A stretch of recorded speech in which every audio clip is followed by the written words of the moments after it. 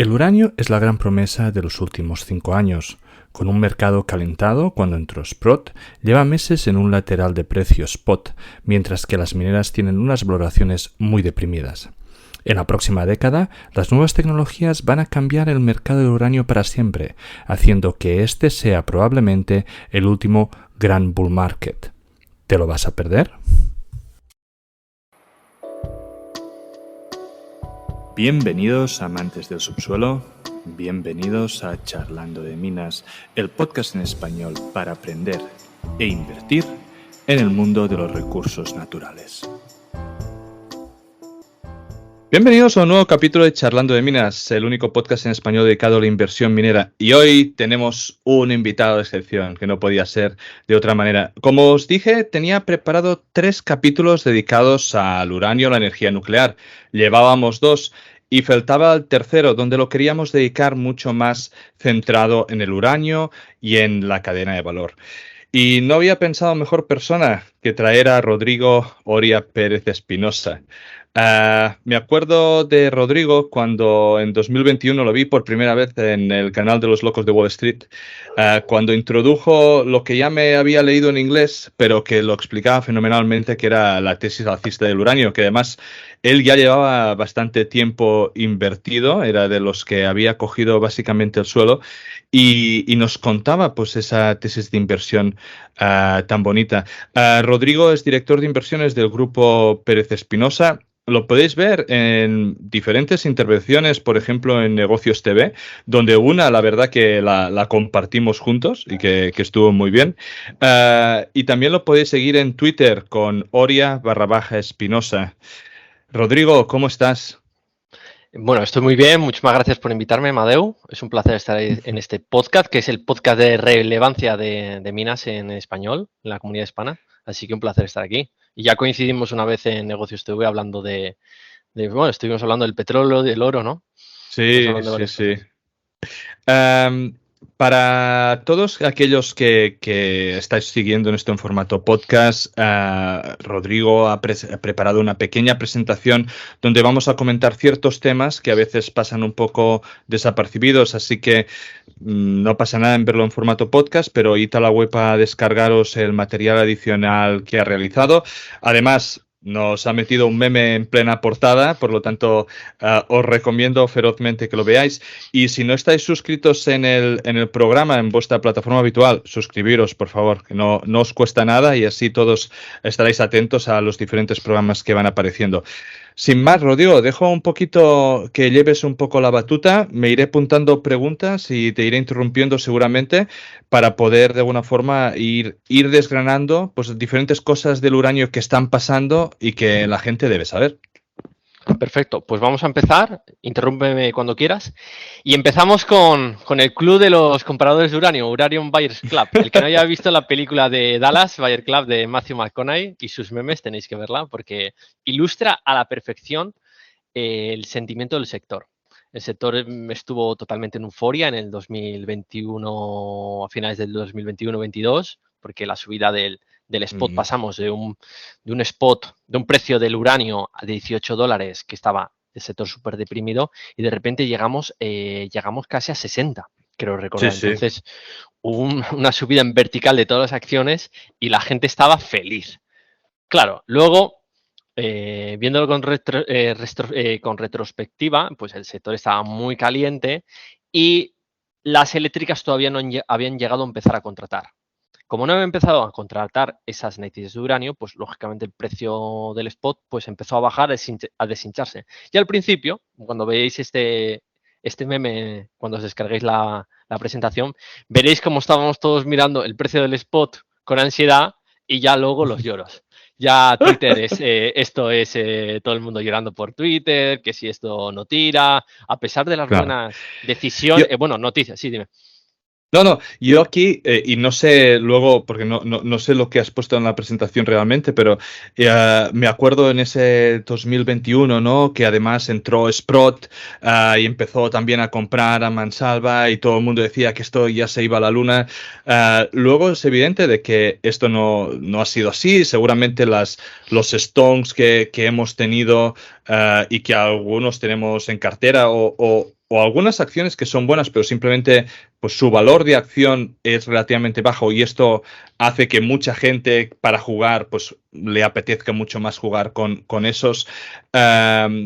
¿Están realmente deprimidas o en lateral? Porque realmente el precio del spot parece que ha ido acumulando durante todo este tiempo y realmente sí que no estamos en la luna, pero es como un sector de que hemos ido lateralizando ya durante bueno, durante mucho tiempo, lo cual llegará un momento de que esa lateralización deberá ir para un sitio.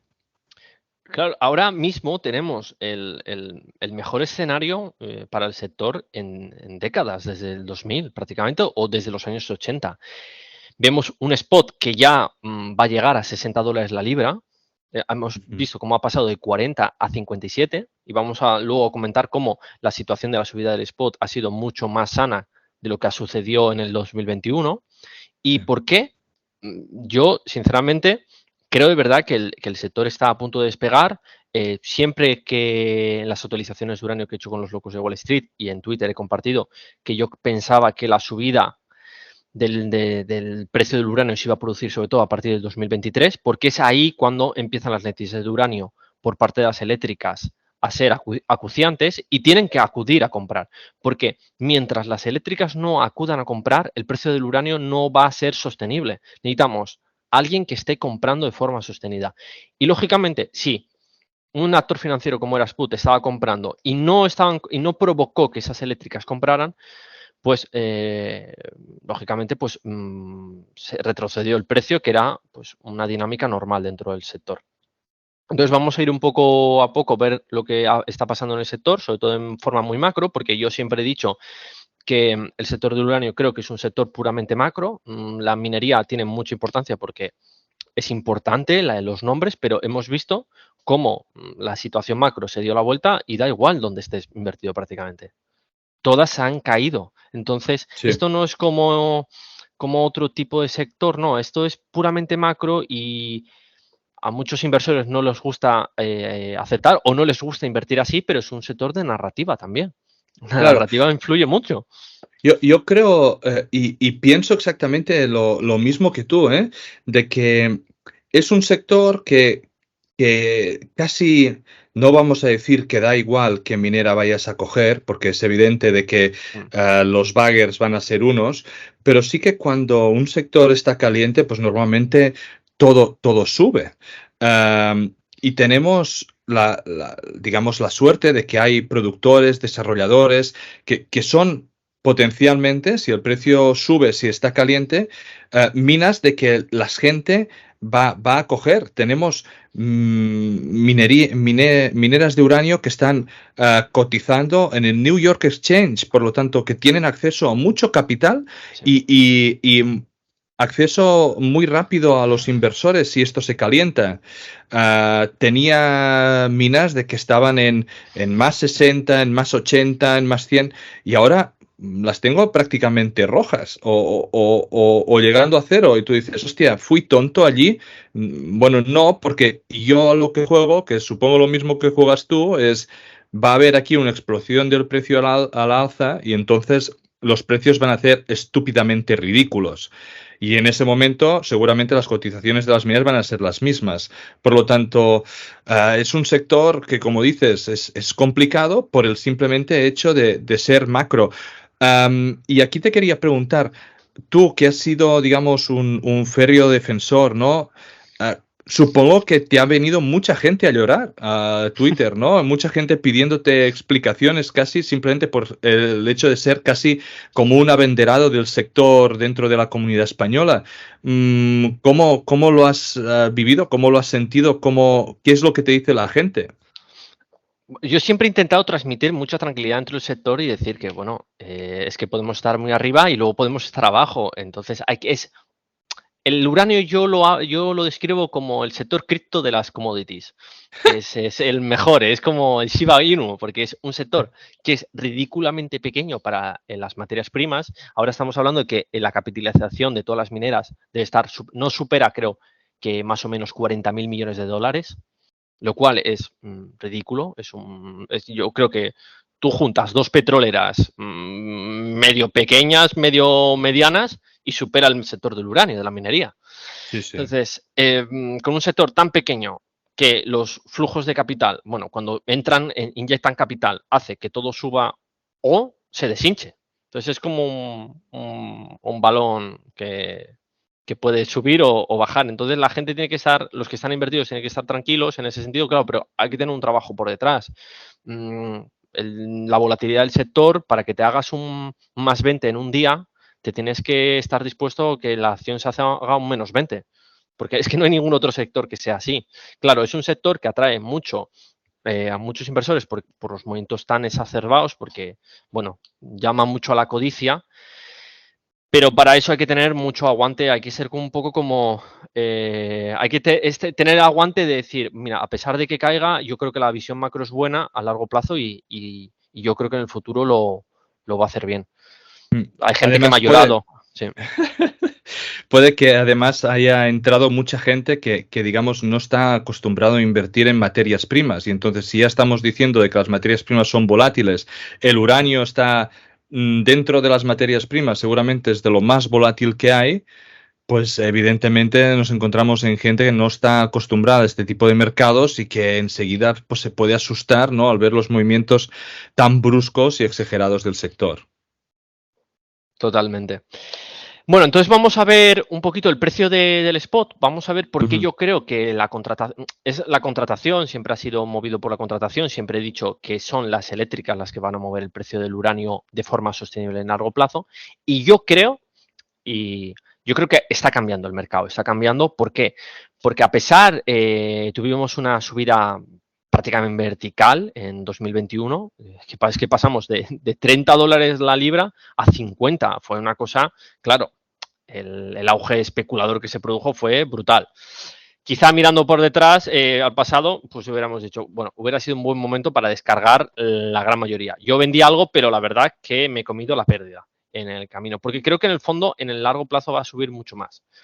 A diferencia de las subidas del 2021, que se produjeron mucho por SPUT, que es un fideicomiso de uranio, ahora las subidas, desde la depresión que llegó a los mínimos de 40, bueno, 42, 44, estamos viendo una pequeña subida constante del precio de spot.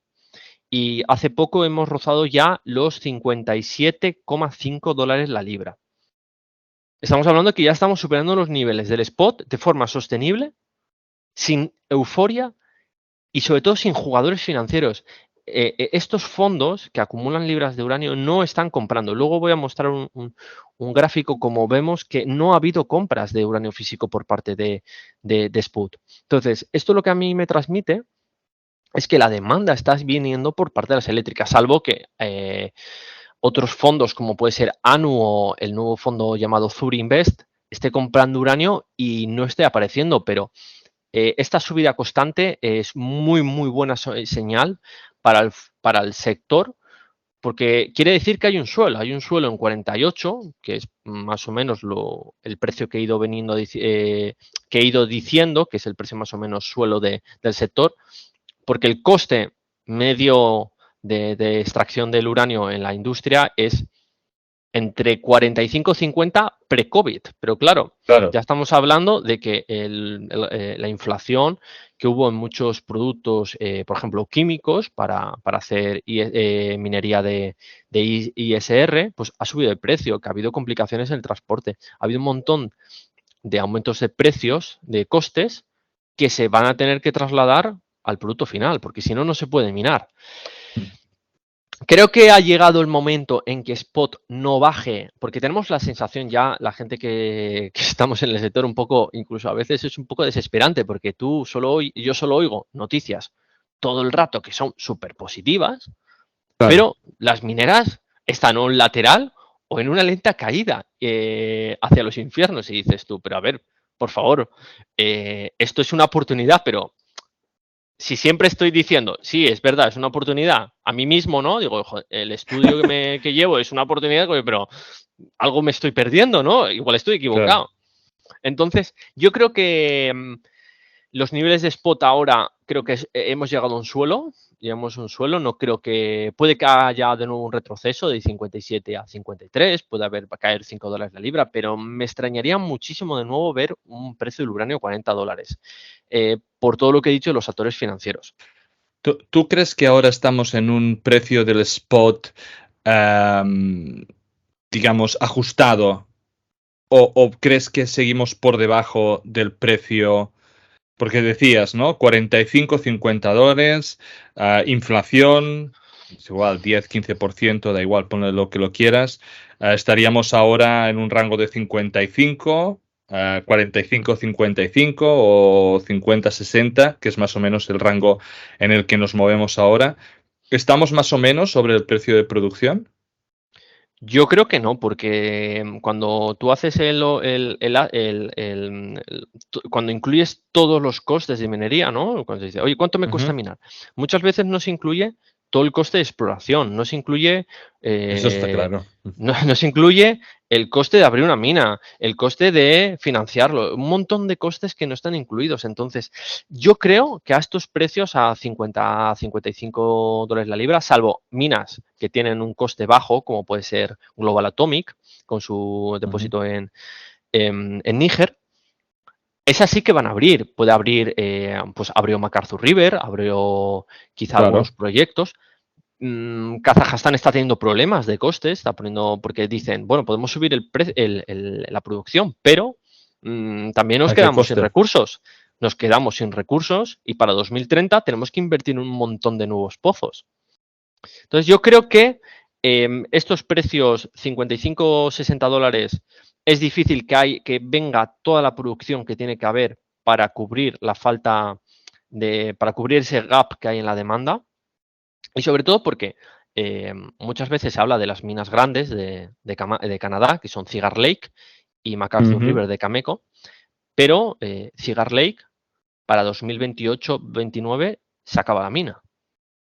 Eso, si como continúe produciendo todos estos años, va a acabarse los recursos, se va a desabastecer la mina y van a tener que iniciar otro monstruo de mina.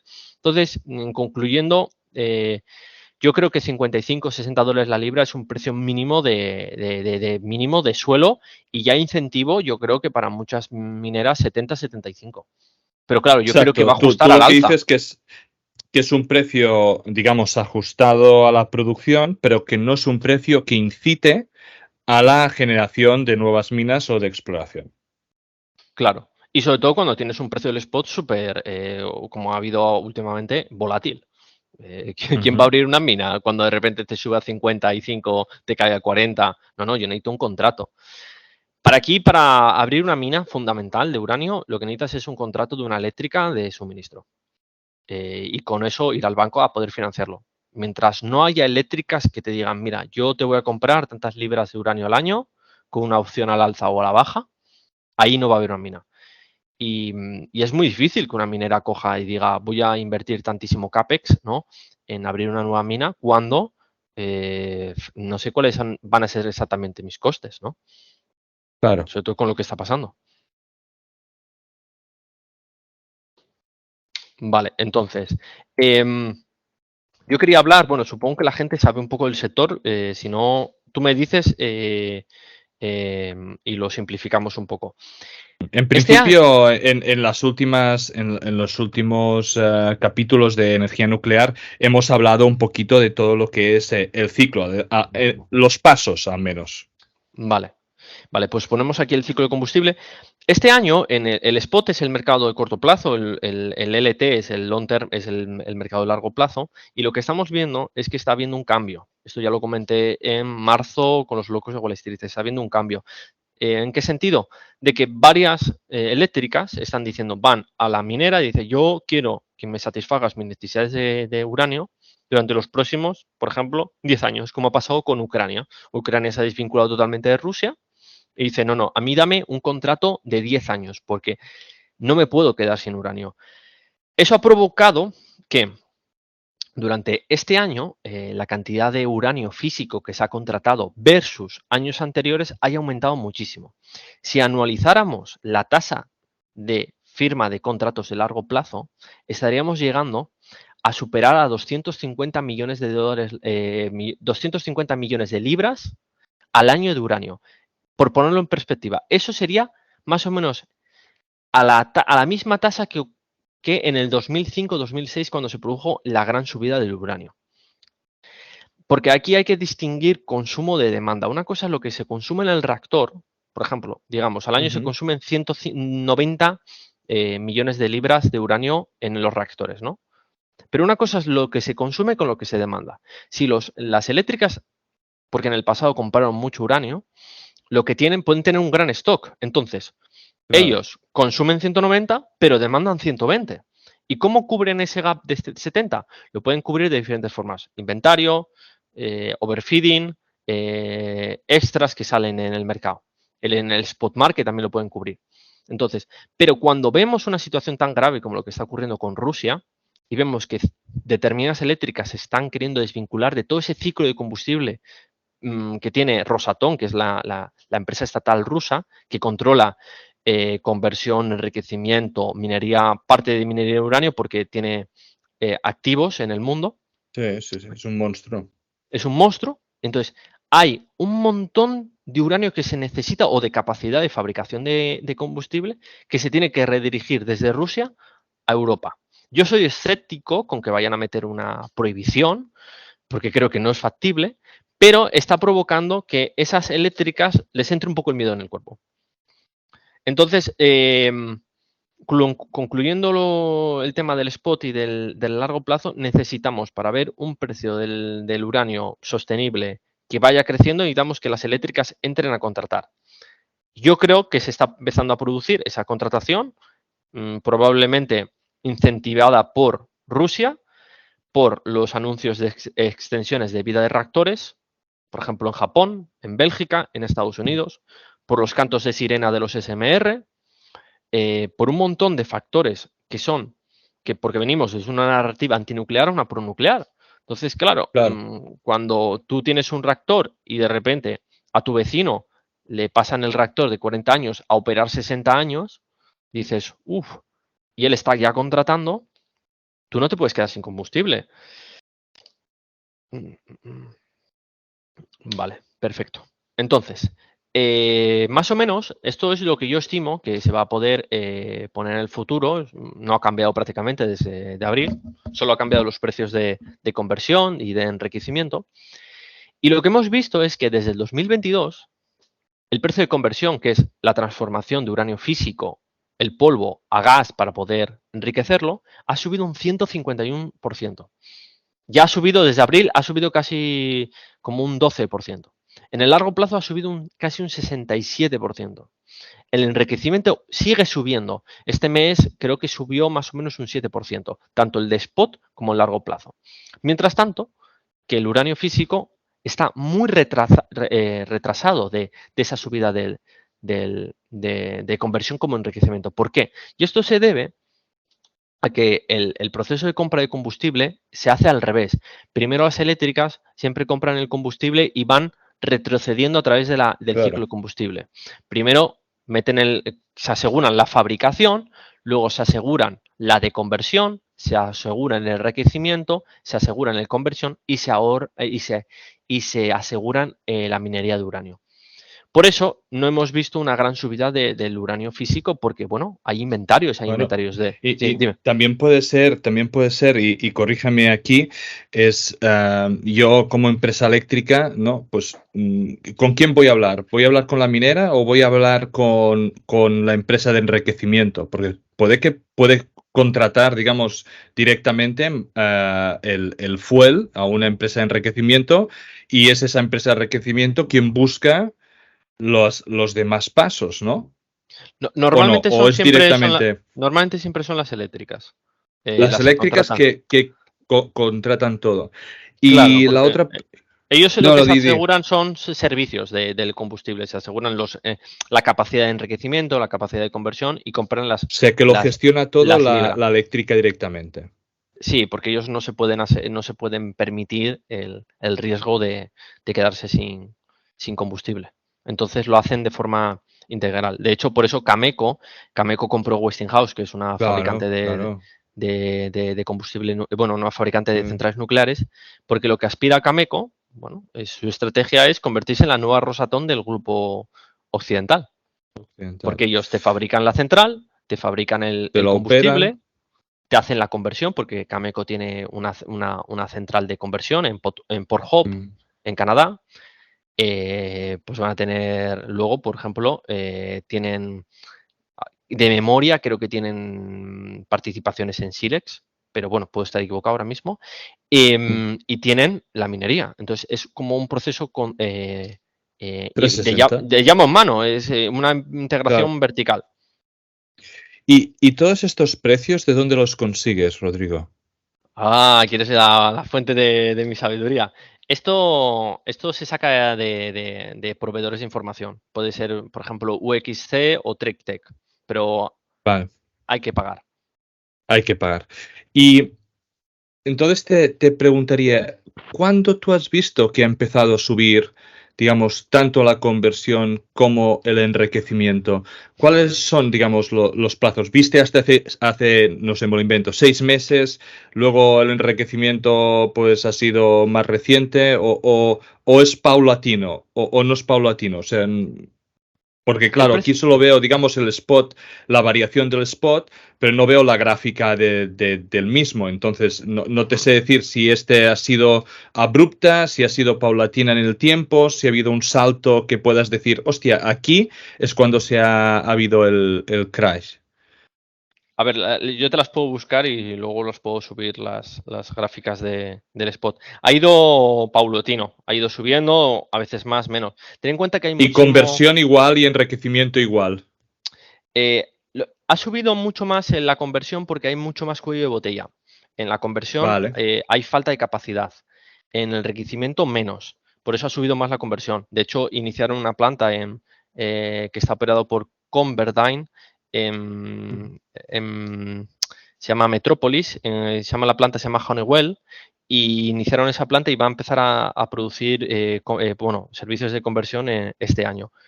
De ahí que haya subido tanto el precio, porque hay un problema de capacidad, tanto de conversión como de enriquecimiento en el futuro. De ahí esa gran subida de.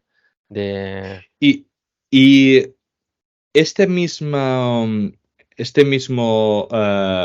¿cómo lo diría? Pattern, ¿no? Esta misma, el hecho de que suba primero conversión, luego sube el enriquecimiento, teóricamente luego tiene que subir el uranio. ¿Esto pasó también en el último ciclo de la misma manera? Sí, fue un proceso muy similar. Allí se produjo ¿Puedes, una. puedes llegar, puedes llegar a correlacionar y o jugar al futuro a decir de, pues la conversión tardó 6 meses, un año en llegar a este punto. Entonces es cuando el enriquecimiento hizo tal. Y fue en este momento, ya sé que también hubo eventos, ¿no? Hubo peculiaridades en el último bull market, pero ¿se puede llegar a hacer esta relación o no? Yo no me aventuraría a poder hacerlo, la verdad, porque depende mucho Vale. de la capacidad de conversión y de enriquecimiento. Porque imagínate que hay. Es que va por ciclos, porque como el ciclo del combustible tiene un periodo que son entre 18 a 24 meses, Ujú. conversión tarda tanto X tiempo en hacerse, enriquecimiento tanto, hay que transportarlo, ¿no? Mm, Depende de la falta. Luego podemos hablar del tema de la conversión, cómo está limitando la subida del uranio, porque imaginaos, si nosotros tenemos que meter el uranio físico en una especie de, mm, de máquina de zumo, tenemos que meter el uranio como si fueran naranjas y sacar el zumo, que es lo que queremos, porque no nos vale toda la naranja, necesitamos el zumo del uranio. Si nos falta capacidad de máquina de zumo, lo que no vamos a poder hacer es lo que se denomina underfeeding o overfeeding, que es sobrealimentar o infraalimentar la máquina. Si nosotros necesitamos zumo de naranja ya, lo que podríamos hacer es, en vez de exprimir bien las naranjas, podríamos meter las naranjas, darlas un par de vueltas y sacarlas inmediatamente y meter más naranjas y así aceleraríamos la producción. Si tenemos muchísima oferta ociosa capacidad ociosa de máquinas de zumo, lo que podríamos hacer es volver a meter todas esas cáscaras de naranjas y volver a estrujarlas para sacar más zumo. Ujú. ¿Me explico? Sí, Entonces, sí. como ahora mismo hay un cuello de botella en conversión, no está pudiendo haber sobrecapacidad, no pueden estar sobrealimentando las máquinas. Yo creo que una vez que se produzca esa liberación del cuello de botella, lo que va a provocar es una subida muy importante del uranio físico, casi en vertical. Yo, de hecho, mi precio del uranio para los próximos 2-3 años es $90 la libra. Molt bé. Ojalá. Ojalá, ojalá. Yo creo que el Ojalá. tiempo está dando la razón, porque bueno, el precio ya está rozando los $60 la libra. En marzo dije que este año llegamos fijo a los 60. Ya estamos, mira, hemos llegado antes, vamos a llegar antes, yo creo que antes de lo esperado. Vale, ¿tienes alguna pregunta? No, yo creo que podemos seguir. Bueno, entonces, lo que quería comentar es que, bueno, Rosatom es la gran empresa estatal rusa, que es la que tiene, sobre todo, procesos de fabricación de combustible, enriquecimiento y conversión. Y claro, con esta situación que se está produciendo lo que se domina una bifurcación del mercado. Es decir, que los países, sobre todo de la órbita occidental, están diciendo, yo no voy a contratar contigo, Rusia, porque yo no sé, primero, si me van a prohibir comprarte, mis países, Claro. los estados, o yo no sé si el día de mañana me vas a poner me vas a imponer una sanción como represalia. Y ante ese riesgo, yo digo, yo no te voy a comprar combustible a ti y voy a buscar proveedores alternativos. ¿Qué está provocando eso? Pues subidas del precio del enriquecimiento, de la conversión, porque hay falta de lo que acabo de comentar, falta de capacidad. De hecho, hace poco, países como Reino Unido, Canadá, Estados Unidos firmaron y Japón firmaron un acuerdo para intentar aislar a Rusia del mercado totalmente, sacarlo fuera del mercado de la fabricación del combustible. Entonces, bueno, veremos lo que pasa. No creo que se corte ese flujo de uranio, bueno, de combustible ruso de repente. En Estados Unidos la Cámara están intentando pasar una legislación de prohibir el uranio ruso. Se refieren al combustible. Yo no creo que se imponga hasta 2026-2027 porque al final sería como tirarse un tiro en el pie. Es que no lo puedes hacer porque para poder hacer una planta de enriquecimiento o de conversión tardas tiempo y necesitas muchísima inversión. Vale, entonces, pasando de este tema del spot, bueno, aquí, vale. Me falta aquí.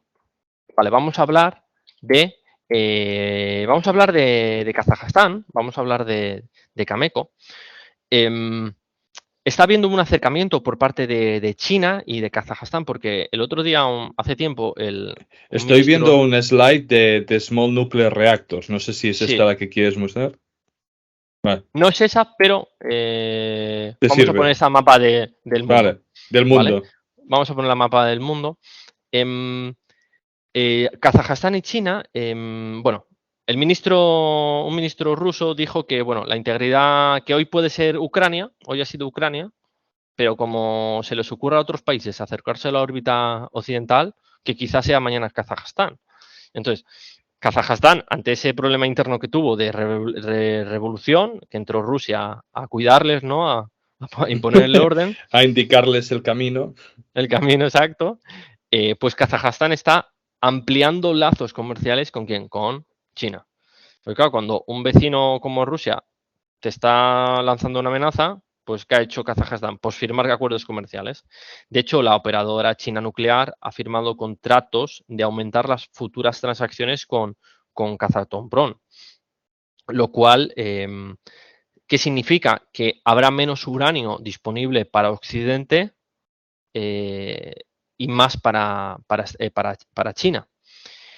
Esto, bueno, pues supone un problema porque ya directamente las eléctricas europeas y americanas están diciendo cómo de seguro es este proveedor que es Kazajstán. Kazajstán es el mayor productor mundial con casi el 50%, pero ¿y si ponen cuotas?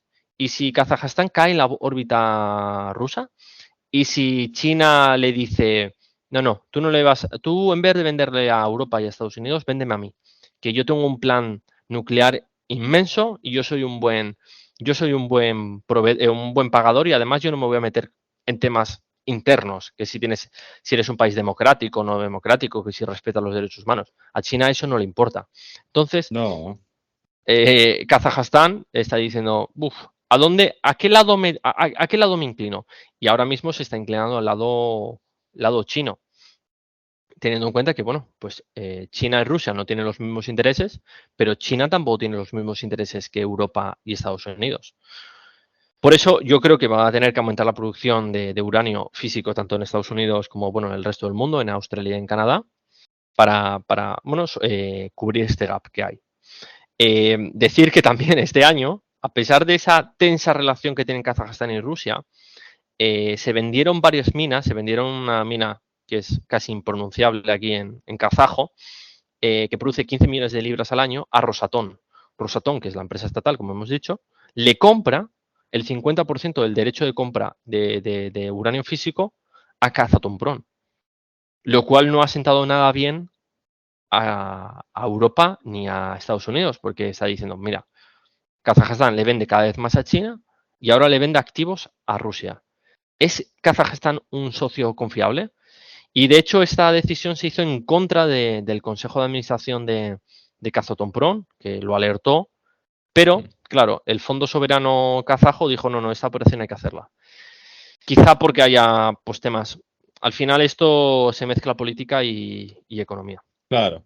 Geopolíticamente, Kazajstán es básicamente Rusia, es que no, a la que haga algo en contra de los intereses de Rusia se les tiran encima. O sea, ya entraron cuando entraron, por lo tanto, eh, es evidente de que es un socio poco confiable, pero poco como vimos los que escucharon el último capítulo de Geopolítica, la geopolítica en el mundo está cambiando y estamos viendo claramente un polo Euroasia con Rusia, ¿no? Y la parte, digamos, occidental de Europa que se está uniendo a Estados Unidos, aunque nos suponga a veces pues ponerse un tiro en el pie, ¿no? Y es un poco lo que hay.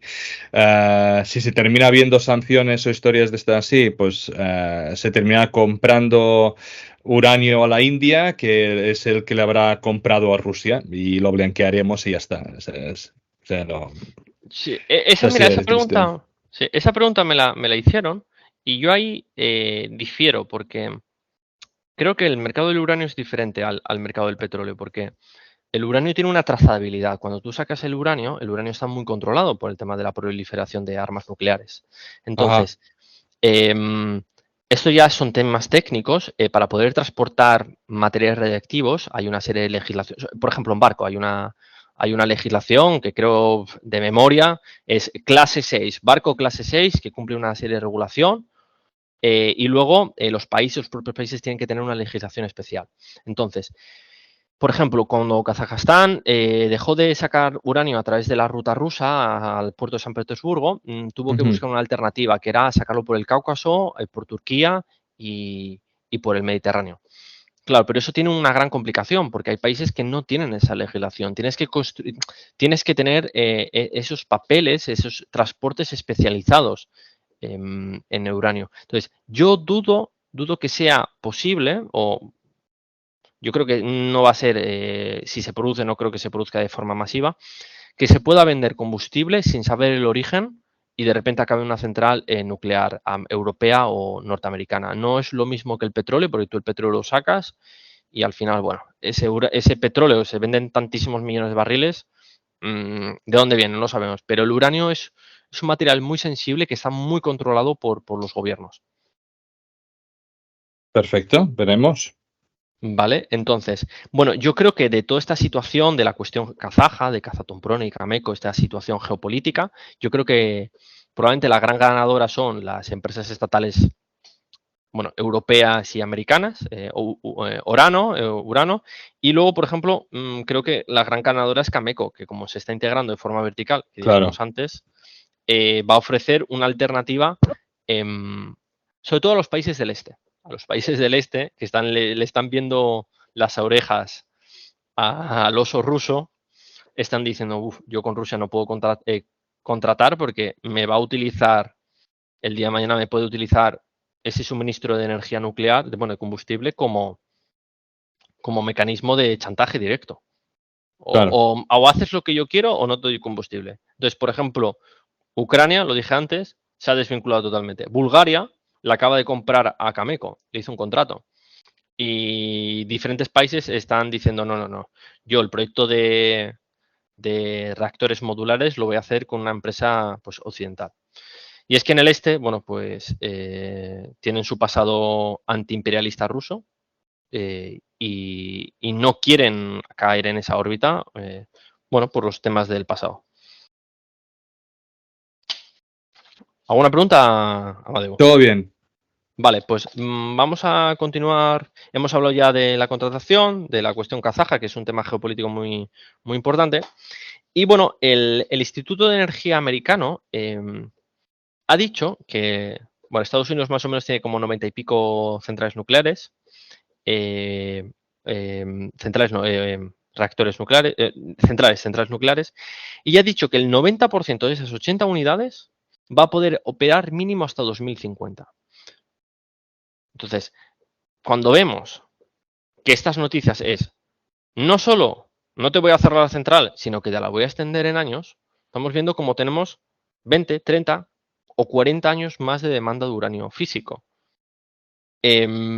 Incluso están planeando hacer actualizaciones de las centrales nucleares para poder aumentar la potencia, la cantidad de energía que producen, lo cual pues aumentaría también el consumo de uranio, aunque sería pequeño, no sería tan relevante. Y un tema que es muy, muy, muy interesante, que es el tema de los reactores modulares nucleares. Vamos a poner la slide. Muy bien, muy bien. Vamos a poner aquí. Esto es una empresa, todavía no la tengo en cartera, a NuScale, pero ahora me estoy empezando a plantear entrar en ella. Probablemente tener una posición muy pequeña, porque ahora yo sí creo que, desde la caída de la euforia del año pasado, porque estaba me pareció que había subido demasiado, sobre todo porque subió un 50% sin saber si van a producir un solo reactor. Eso sí que me parece una locura. Yo no voy a comprar empresas si yo no sé va a producir un reactor. Pero viendo todos los cambios políticos que estamos viendo. No, y que casi ya tienen la aprobación, ¿no? Ahora, si no me equivoco. Exacto. Tienen tienen un modelo, tienen varios modelos de 300 megavatios. Entonces, no creo que estos reactores modulares estén muchísimo antes del 2028, pero con todo lo que está diciendo el Departamento de Energía americano, que ha dicho que todas las centrales de carbón son sitios posibles para instalar reactores modulares nucleares, esa manifestación de ese apoyo político a la energía nuclear, esa vuelta a la soberanía energética que muchos países están dando, yo creo que ahí sí que hay un potencial enorme, no es fácil cuantificarlo, pero hay muchísimos diseños, hay más de 80 diseños de reactores, no sabemos cuál va a ser el ganador, esto depende muchas veces de conexiones políticas, ¿no? Claro. Tampoco pensemos que va a ganar el mejor reactor.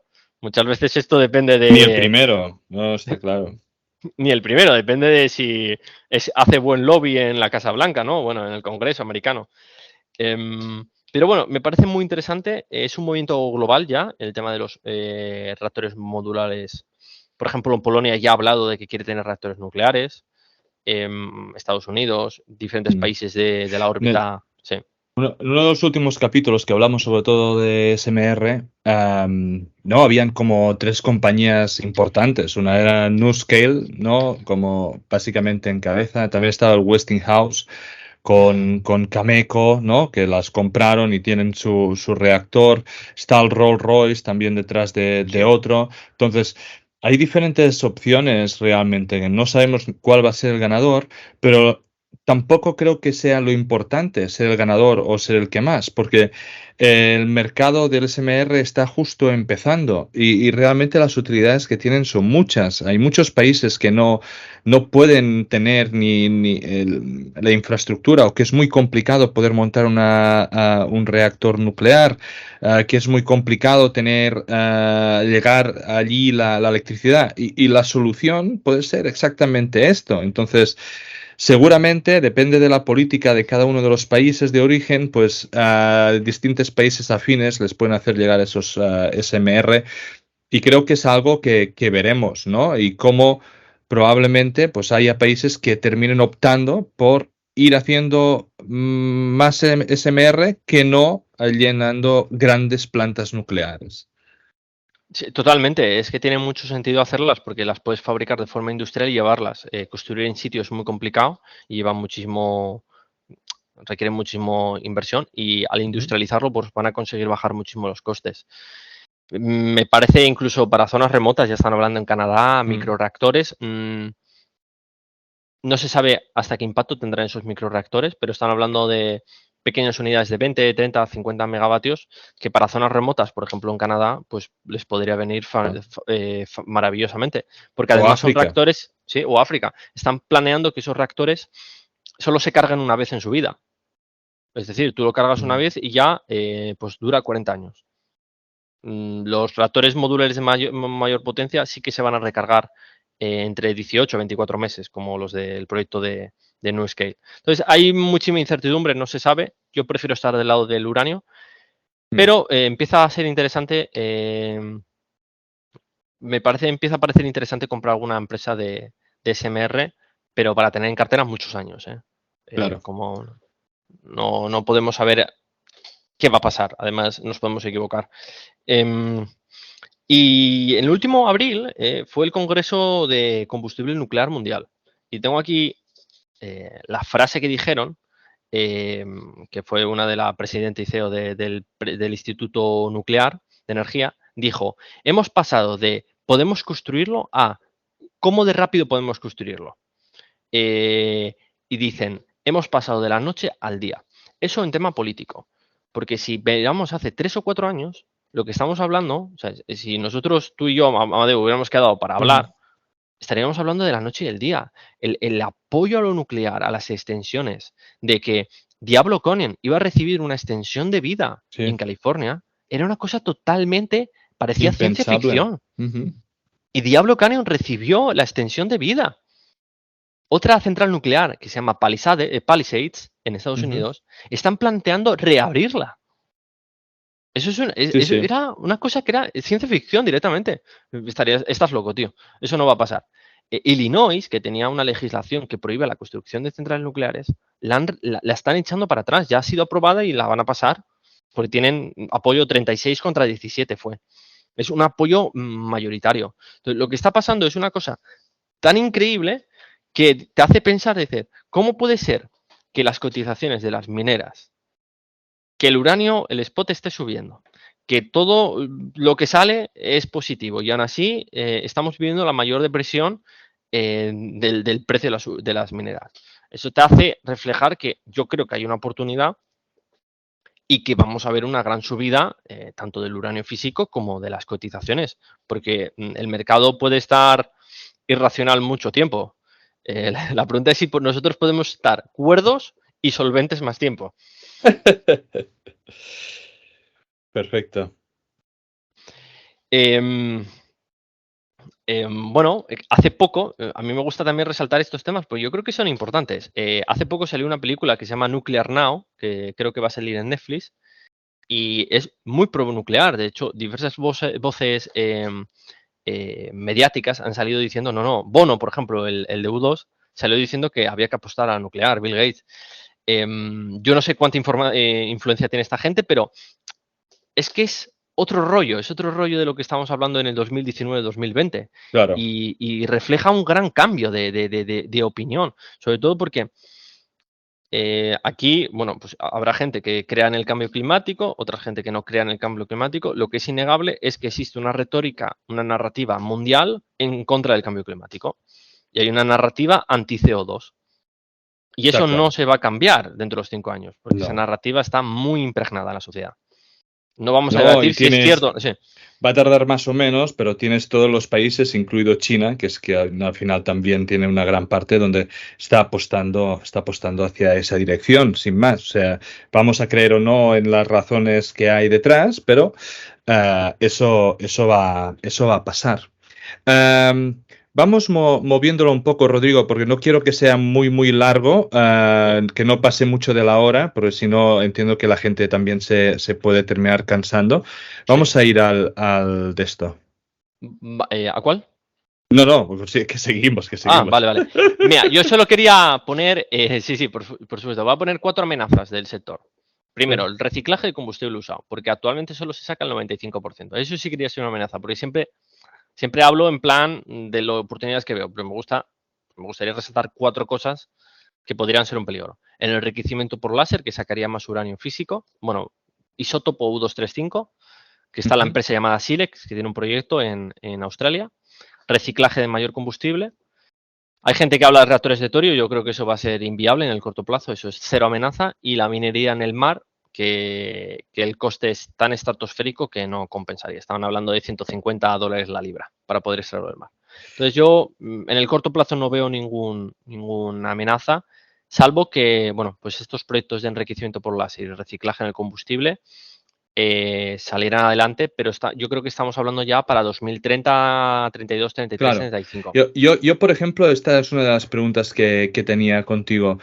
Am, Cuando entrevistamos a Operador Nuclear, ¿no? Una de las cosas que nos dijo es que ya están habiendo reactores, hay uno en Rusia que está funcionando y hay otros de cuarta generación que están usando pues lo que es el actual residuo, que realmente tienes mucho uranio allá dentro, como para funcionar y seguir produciendo energía. Entonces, si todo el residuo que a día de hoy se está almacenando el día de mañana, 2030, 2035, da igual, 2040, da igual, va a ser fuel útil, Mm. estamos básicamente delante del último gran bull market del uranio.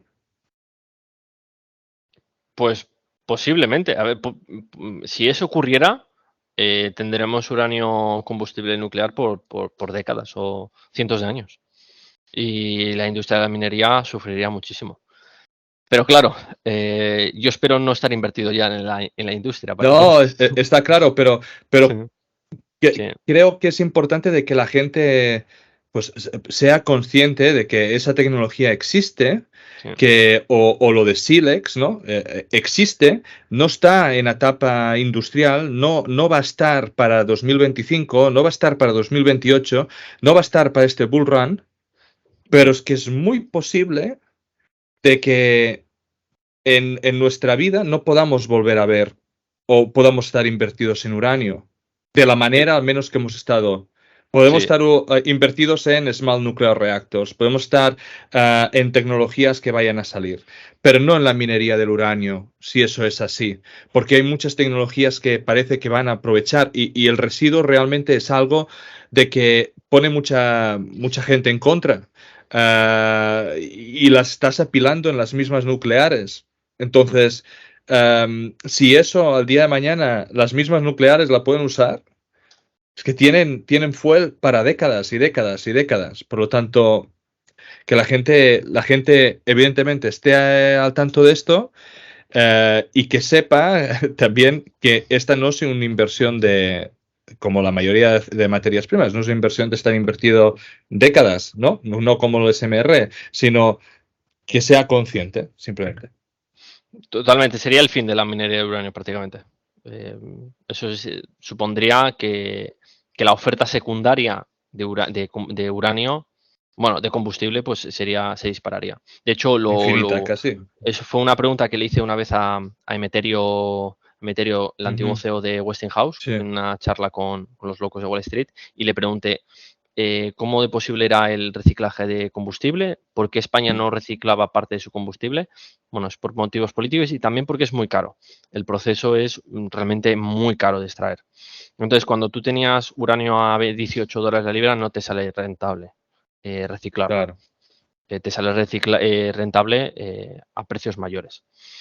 Y bueno, acabo de leer una noticia en Twitter que el gobierno de Rumanía apoya el plan para 2 nuevos reactores que entrarán en funcionamiento en 2030-2031. Es que es día sí y día también. Siempre son noticias Sí, positivas. sí. Y bueno, estamos aquí viendo la gráfica de jugadores financieros. El jugador financiero por excelencia es Sput, que es Ujú. el trust de uranio De físico Sprott. de Ujú. Sprott. Y aquí vemos, cuando veáis la presentación, vemos que las líneas rojas verticales son las compras diarias de uranio. Y vemos como en el 2000, a partir de, de enero, febrero, marzo, a marzo, no ha habido prácticamente ninguna compra de uranio físico por parte de Sput. Mm. No ha habido compras. Y aún así, el precio del uranio ha pasado de 40 y pico a 57. Lo cual para mí, como comentaba al principio de la charla, me parece una noticia muy positiva que el precio esté subiendo sin compras. Porque cuando Claro, vemos pero la gráfica, no está manipulado, tal cual. totalmente. Cuando vemos, por ejemplo, el día que compró 1,5 millones de libras Spot, el 3 del El 9 del salto, ¿eh? 22, mira cómo sube el spot. Sí, sí. Entonces, esta subida lenta y constante del uranio quiere decir que las eléctricas están entrando a contratar, que esas necesidades futuras van a tener que cubrirlas. Mm. Y bueno, por terminar y para que no se haga mucho más largo, las noticias en Europa son siempre, y en el mundo son pues positivas. Japón reiniciando, que quieren operarlos más años. China, un proceso que quieren llegar a 400 centrales nucleares en 2060. Polonia con un programa de SMR. Estados Unidos con los SMRs, prohibición del uranio ruso, aumento de vida de extensiones, reinicio de centrales.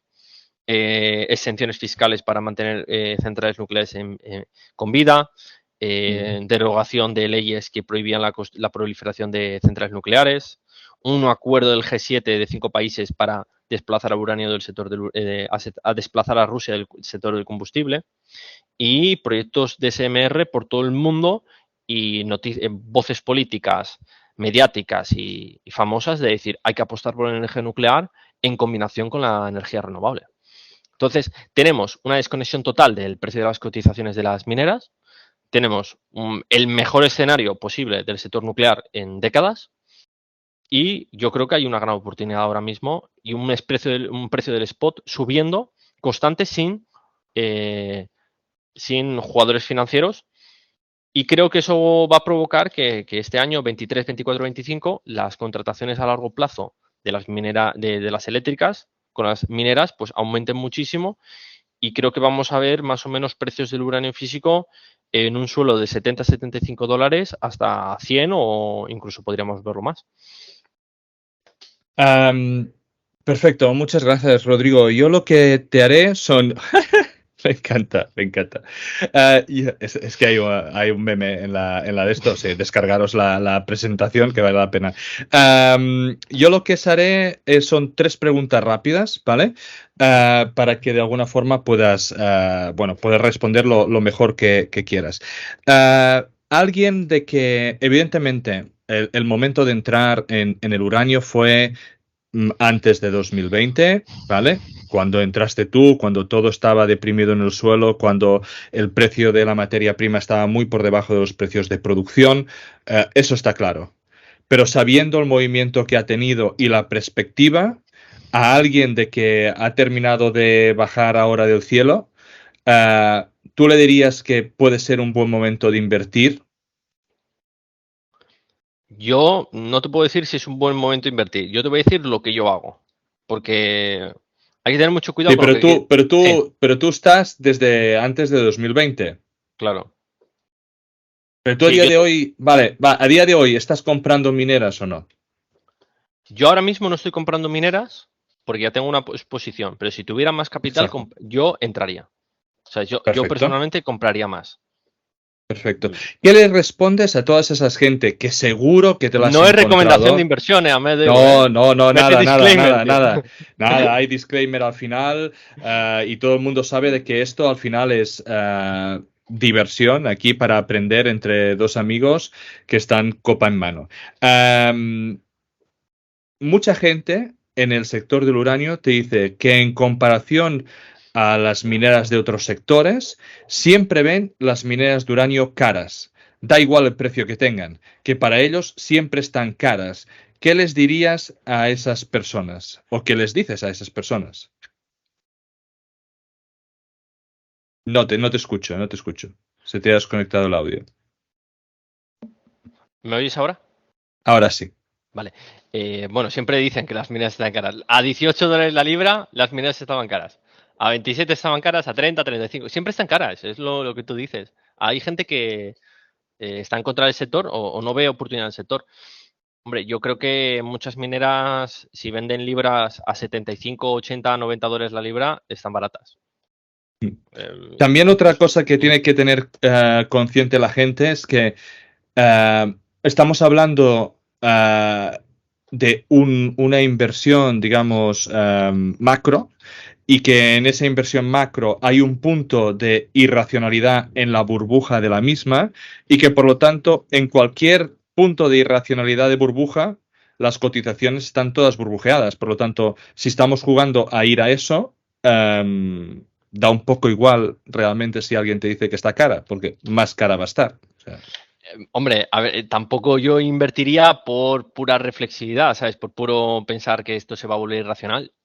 Yo creo que si tú miras, haces descuentos y mineras a 75, $80 la libra y venden, imagínate, no sé, hay mineras que van a vender 4, 5, 6, 7 millones de libras al año por 70, 80 o $90 la libra, yo creo que van a hacer muchísima caja. Entonces, ahí van a estar baratas. Pero claro, si invertimos al precio de hoy, la inversión no se basa en invertir en lo que se refleja hoy, sino en lo que va a haber en el futuro. De lo que estamos es descontando expectativas. no, me ha gustado mucho también la reflexión que acabas de hacer, porque creo que realmente hay dos tipos de personas invirtiendo en uranio. Hay las personas que acabas de describir, que son esas de que pues ven una, un mercado sano que se puede ir a 80, $90 la libra y donde hay muchas mineras donde pueden hacer mucho dinero, y tenemos las personas que creen o los inversores que creen que se puede repetir algo parecido a lo que pasó en el último bull run, donde debido a una casualidad del mercado, ¿vale? Que en ese momento pues dejó, se hundió la mina, pues hubo tal locura que el precio se fue a, no sé si fue 150 o 125, algo así, ¿no? Por lo tanto, y eso estamos hablando ya de muchos años atrás, por lo tanto, creo que y creo que lo has hecho un muy buen punto porque creo que hay un poco los dos tipos. Entonces, te voy, sin que sea evidentemente ningún tipo de, de recomendación de inversión, te voy a pedir de que me digas, da igual, un par o tres o las que, así muy por encima, de mineras que a día de hoy a ti te gusten y simplemente una frase sin extenderla, simplemente para que la gente pues las pueda ir a mirar y hacer su due diligence como debe ser antes de hacer cualquier inversión, porque todo el mundo sabe que invirtiendo lo puedes perder absolutamente todo. Por lo tanto, ¿qué mineras te gustan? Vale. Querría decir un punto de la anterior respuesta y ahora hablo Vale, de las mineras. sí. Yo estoy en la mezcla de creo que esto va a generar flujo de caja. Lo que pasa es que Ujú, creo que si se da ese escenario, sobre todo con lo que está ocurriendo políticamente, el mercado se ujú, puede descarrilar. Y entonces es una opción que podría volver a pasar. Yo no invierto puramente porque creo que va a irse el precio de uranio a $200 la libra o 150. Pero dentro del escenario de probabilidades, no es descartable que vuelva a ocurrir. No, Entonces, es mucho si, más fácil que se vaya 200 que a cero. claro, entonces a cero no se va a ir. Igual hay un 3 o un 4 o un 5% de que se vaya a 150 con lo que está pasando. Es Ujú, posible. Cada uno asigna. Que yo creo que se va a ir con un 70-80% de probabilidades a 75-80 dólares libra, seguro. Y que esto no va a bajar de 50, también, salvo que haya un accidente nuclear. Entonces yo siempre creo que las probabilidades están de mi lado, tanto están muy al alza, tanto en un perfecto. escenario eufórico como en un escenario normalizado. Y luego, tres mineras. Bueno, os voy a hablar y os digo lo que me has dicho tú, una palabra, ¿no? Deep Yellow. De Deep Yellow diría liderazgo. Pero Deep Yellow es más es más un fondo, ¿no? De recoger, es tipo un Sprott, ¿o no? ¿O es una minera? Es una minera. Esa es Yellow Cake. Ah, vale, perdón. Sí, me Vale. confundí, sí. Diría Deep Yellow, palabra con la que definiría, liderazgo, porque está llevada por John Borzos, un viejo lobo de mar del sector. Luego diría Denison Mines como empresa de que el management es una empresa que sí que genera flujo de caja, Denison Mines, y es un buen proyecto. Y luego diría Alligator, lo definiría como un sueño. El sueño de grandeza, tío. Perfecto. Pues muchísimas gracias, Rodrigo, por tu tiempo. Ha sido un placer. Hacía mucho tiempo que quería traerte y pues mira, ha tenido que pasar muchos meses para que pudiésemos hablar, pero creo que ha sido un muy buen update de la tesis del uranio y un muy buen update de cosas que van pasando, que son muy importantes y que la gente debería saber tanto si está en el sector como si está pensando entrar o si le da curiosidad. Y una excelente forma, digamos, de terminar el ciclo del uranio de esta temporada. Así que muchísimas gracias por venir y evidentemente vas a volver en algún momento. Encantado de volver aquí contigo, Amadeu. Ha sido un placer. Descargo de responsabilidad. Cualquier contenido que aparece en Charlando de Minas no es una recomendación de inversión. Amadeu Bonet y cualquier invitado no son asesores de inversión. Nosotros podemos tener algún interés en las compañías mencionadas en esta publicación. Asume que podemos tener sesgos y que no somos imparciales. Este podcast no deja de ser un relato personal de mi camino para aprender en el mundo de la inversión de las materias primas. En este podcast vamos a intentar sacar contenido educativo, entrevistas con empresas y tesis de inversión para que juntos podamos aprender de este fascinante mundo del subsuelo. Si crees que el contenido vale la pena, por favor dale me gusta, suscríbete al canal y compártelo. Soy Amadeu Bonet, bienvenido a Charlando de Minas.